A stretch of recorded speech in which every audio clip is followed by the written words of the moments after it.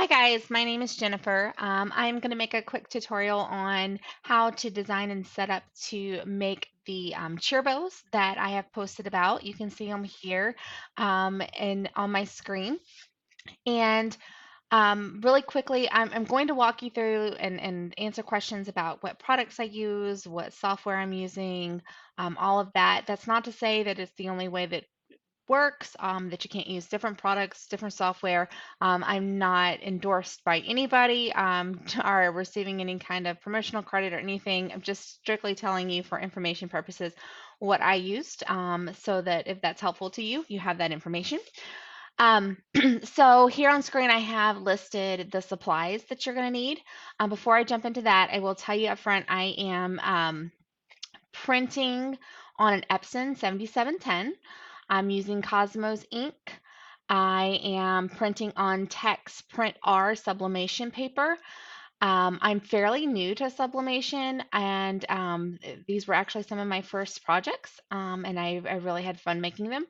So, in addition to those basic sublimation tools that you will need, you're also going to need some specific supplies for this project, including gross grain ribbon. 3 inches wide is what you're looking for. You can also use a 2-inch wide ribbon, but it's going to give you a slightly different look, which is perfectly fine. If you look at the picture here, the larger picture in the upper left-hand corner with the pinks and blues, that one is done on 2-inch ribbon. Um, you do not, guys, absolutely do not have to have any kind of special sublimation ribbon to do this. So if you go to any craft store and you look in their ribbon section, you're going to find grosgrain ribbon, which is it's the ribbon has fine, thin lines in it. And it's 100% polyester. It subs beautifully. You don't have to coat it with anything. You don't have to treat it in any way. Right off the spool, it's going to sublimate just gorgeously. So in addition to the 3-inch or 2-inch wide ribbon, you're also going to need some 5/8 inch ribbon. That's to cover up your center, kind of the workings of the bow there in the middle. You'll need a ponytail holder and or an alligator clip, some kind of hair fastener, right? If you're making them for sports and athletics, then you'll probably want to go with a ponytail holder. If you're making them, for toddlers and kind of fashion wear, then an alligator clip might be preferable. I have a 6-year-old. We make most of ours with alligator clips because she likes to do a side clip on her hair versus always having to wear a ponytail. And the alligator clip will work for both, right? You're also going to need a hot glue gun, a cigarette lighter, and then of course you'll need your sublimation paper and ink and a heat press. All right, so I'm going to kind of walk you through how I design. I am designing in Silhouette Studio. This is the free basic edition, so nothing fancy, but it has worked really well for me as where I design and where I print from. So I'm going to go ahead and open up a new page, and I have been back and forth in designing for my sublimation and designing for vinyl, so I'll need to change my page setups really quick. I'm going to make sure that I select none on my machine and none on my cutting mat. Sometimes even if that's auto-selected, guys, it's kind of sticky and it's remembering that you had another selection made at one point and it won't let you set your page size correctly. I typically print on 13 by 19 paper, so that's what I'm going to set mine to now. And I do that by going to custom and just changing this to the 13 by 19. So now I've got my page set here. I don't need to show print borders. So really simple process, guys. I start by drawing a rectangle with my shape tool over here. I don't want the rounded edge one. I just want the straight up rectangle, okay? So I'm going to take that and I'm going to draw me a rectangle. Right now I'm not worried about the size or anything like that. So next we're going to size it. So remember I told you you're going to use 3-inch wide ribbon. So I'm going to show you the design assuming that you're using 3-inch wide ribbon. If you choose to use 2-inch wide ribbon, then you'll need to adjust your template, okay? So To do it with a 3-inch wide ribbon, we are going to make our rectangle just a little bit wider than our ribbon, just so we make sure that we get sublimation ink from one side to the other, right? We don't want any white lines on the edges. So what I do after I have drawn my my rectangle here, I'm going to go over to the transform panel, and I'm going to click right here on the size, and I'm just going to adjust my width to 3.15, and I'm going to adjust my height to 8 inches high, and I'm going to explain to you why I'm going to do that height here in just a second, okay? So here's my first section. So let me explain how I get to 8 inches. So when I cut my ribbon off of the spool, the 3-inch wide ribbon, I'm going to cut 32 inches. So after I cut that 32-inch strip, I'm going to think of my ribbon strip in 8-inch sections, okay? So I'm going to set my design up in 8-inch sections so that I have some flexibility if I want to make the top bow one color and the tails another, or put designs on the tails, or if I wanted to print it all in one color. So I only have a 15 by 15 heat press. So the max lengthwise I can press at one time is about 16 inches, and that's going diagonally across my heat press. Everything else I kind of press in sections. So that's why I design in 8-inch sections. It also helps me when I go to lay out my bow, which I will do a separate video showing you guys how to cut the ribbon, how to tie the bow up after you've pressed it. So all right, so I've got my first 8-inch box here. So then I need to decide what kind of print I want, and I'm just going to keep this super basic. You guys can use any kind of pattern backdrops, purchased graphics, anything you want here. I'm just going to go over, I've got a few that I've purchased just from the design store at Silhouette. I also like to purchase from design bundles, Etsy. I've several other places I've purchased. But you can find some really fun, pretty patterns. Anything you want, anything you can imagine, you can dream up, you can find it there. So I'm going to go over here to my fill panel, and I'm going to come over here to the pattern. And now I'll just scroll down and pick something. I really like this particular glitter color. I'll tell you what, let's do one of the mermaid skulls. Those are always pretty. Okay, so I've selected the pattern that I want there. I'm going to go ahead and change my line to transparent. All right, so remember we made it 3.15 in width and 8 inches tall. The 3.15 is just so that it's slightly wider than my ribbon, knowing that I'm going to get edge to edge sublimation.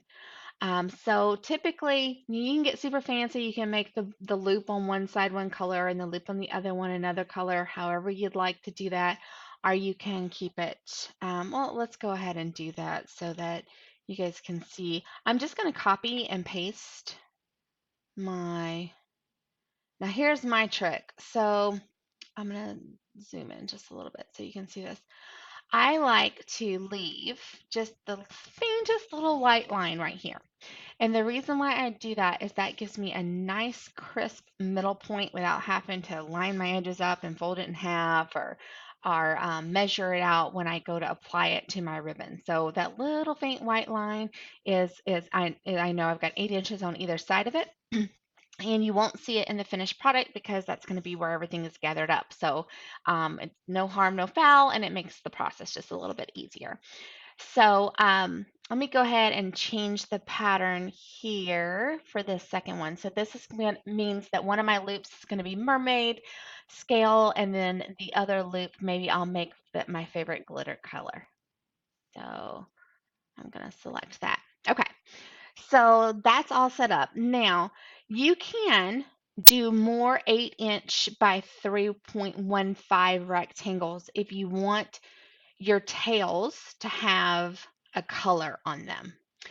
If you just want to leave your tails white and maybe put a name or a picture, or maybe, if you're doing school spirit bows, you might put a mascot picture there, whatever you want. So most of the time a lot of times I leave my tails white, and I use that white space to kind of really catch your eye with whatever design you're going to put. So let's say I'm just going to put a monogram on, or a name, I'm sorry, on one of the tails. So then what I'll do, just so that I know what space I'm working in, oops, um, I will actually copy my rectangle and move it over here. But I'm going to really quickly just change this to actually transparent and change my line back to just a faint red line.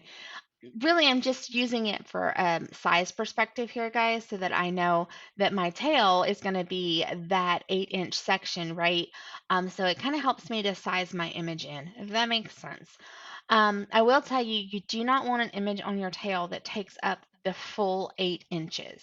If I were to put a name in here that scrolled all the way from top to bottom of this rectangle, in the gathering process of making the bow, I'm going to lose probably the top 1.5 inches of my design.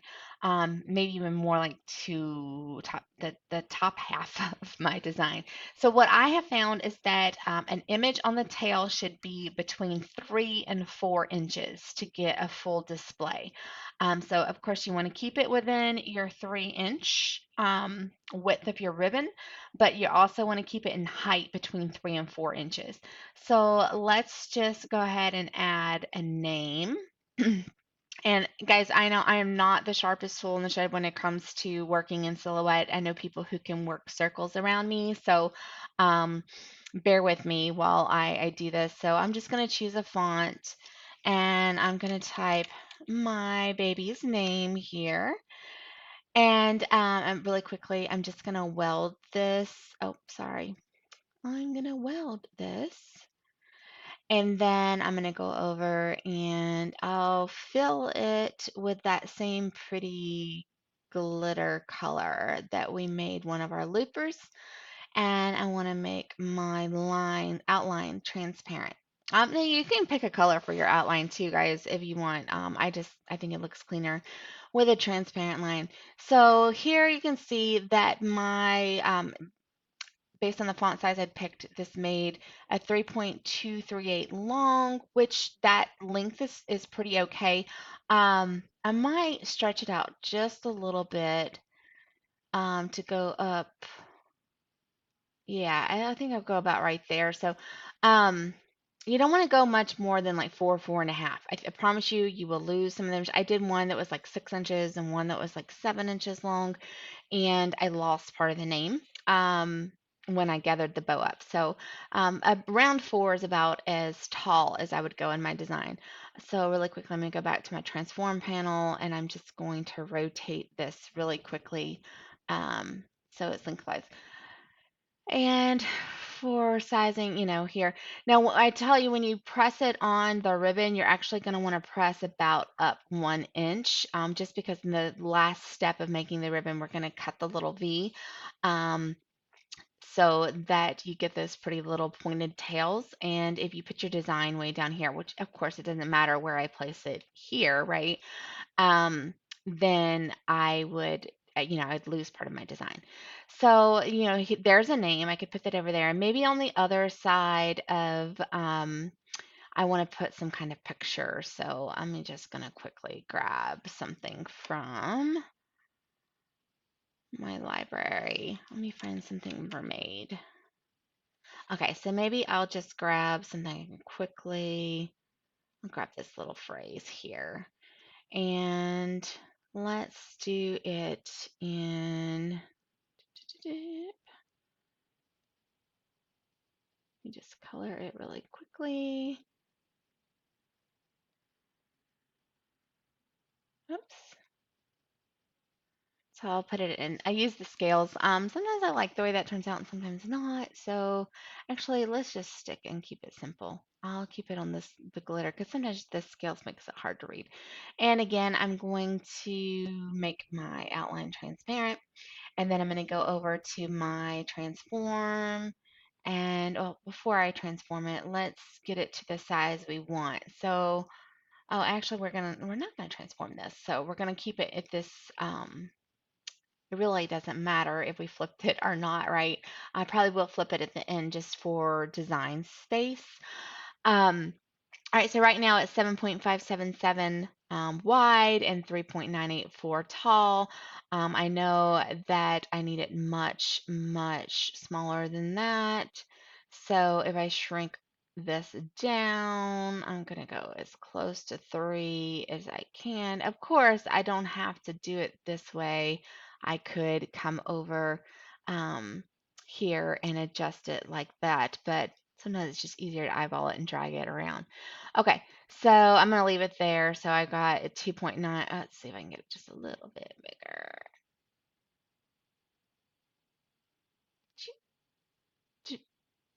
Oh, sorry about that.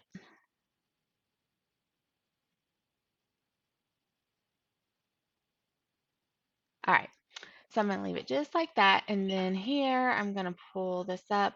And now I'm just kind of fiddling around with it to get as much on one page as I can. Um, Now, typically, because I'm printing on such large paper, I'll be honest, the only size paper I have right now is 13 by 19, so I try to maximize my paper. I'll print 2 to 3 bows depending on how many sections I'm going to do in color. So if I am doing the tails in a color as well as the loopers, then I can usually only get 2 bows. If I'm just doing the loopers in the color blocks and then small designs on the tails, I can typically get 3 in. So really quickly, I will show you what one that I've put together from start to finish kind of looks like, where I maximized all the space on the page. So let me just go grab one. Here's one.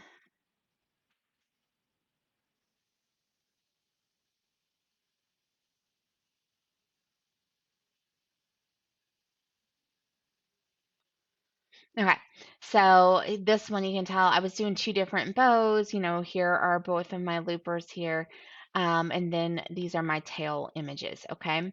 So one thing I didn't show you is if I am dragging this around, I will grab these and group them together. So I left clicked and drug my mouse over both images and then right clicked and select group here. Now what that just lets me do is move it for placement because I want to keep these 2 rectangles together so that when it prints, they print flush to one another with just my little bitty white line in the middle, because that's going to help me when I show you in the next video how to actually apply the sublimation and gather the bow. Um, so I will give you just a quick verbal of how that process works, and then when I get a chance to actually turn my camera on and show you guys the process for making the bow, then I'll do that. But essentially, after I've designed in Design Studio, I'm going to print this, and then I typically start by cutting the entire strip for the loopers, and then I will trim off the white on either end, but you want to make sure you leave white on either long side.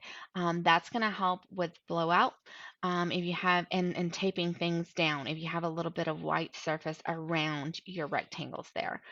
Um, then I will fold this in half on my little white line that I left myself between the 2 rectangles. So right here, I'm going to fold that in half.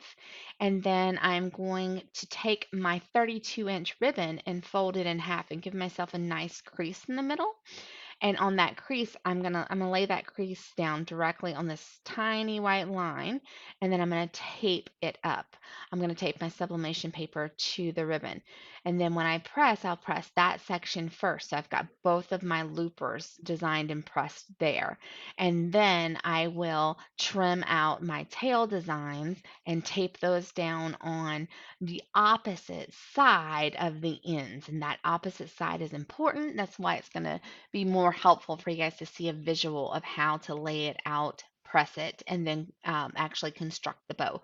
So I will do a separate video, probably be tomorrow for that. But this will show you how to design it. It's super simple. It says, do you have a template? Well, not really. I just draw it from scratch every time. There is I'll give full credit. The video that inspired me was a video by Condi. I think I said that right, Condi, where they did, I think the title, I searched for sublimation hair bows, and it came up. It was a Condi video, and he showed how he didn't show the design section, but he showed how he actually sublimated and put the bow together. So I will post a link to that as well. It's super helpful. But then I of course, I'm more than happy to do a quick tutorial myself and show you guys how to lay them out and then to construct. So I hope you guys find this helpful. If you have any questions, feel free to post. I'll be glad to answer anything that you guys might have questions to. So thank you so much and have a great day.